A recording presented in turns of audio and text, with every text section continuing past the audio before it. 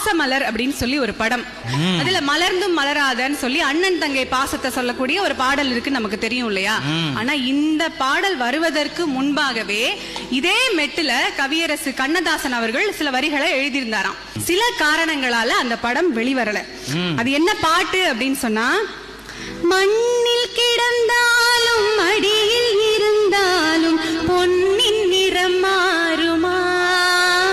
எவ்வளவு அழகு பாருங்க. இதை இன்றைக்கு இந்த தமிழ் மன்றம் முதன்முறையா கேட்கும் நினைக்கிறேன். இந்த பாடல் வெளி வரல. இதை எதற்காக கவியரசு எழுதினாராம்? ஒரு கண்ணு தெரியாத ஒரு சகோதரிக்காக அவனுடைய தம்பி பாடுவதாக இந்த பாடல் அமைஞ்சிருந்ததாம். ஆனாலும் இந்த பாடலை நம்ம விட்டுறக்கூடாது, ரொம்ப அழகான ஒரு டியூன், அழகான வரிகள்னு சொல்லி கண்ணதாசன் அவர்கள் கிட்ட நம்ம எம்எஸ்சி அவர்கள் பாடலை நம்ம பயன்படுத்தியே தீரணும்னு சொல்லிதான் மலர்ந்தும் மலராதங்கிற ஒரு அழகான பாடலை நமக்காக பாசமலர்ங்கிற படத்துல காலத்தால் அழியாத காவியமாக கொடுத்தாங்க. அதுல தங்க கடிகாரம் வைர மணியாரம் தந்து மனம் பேசுவார் அப்படின்னு எழுதிருப்பாங்க.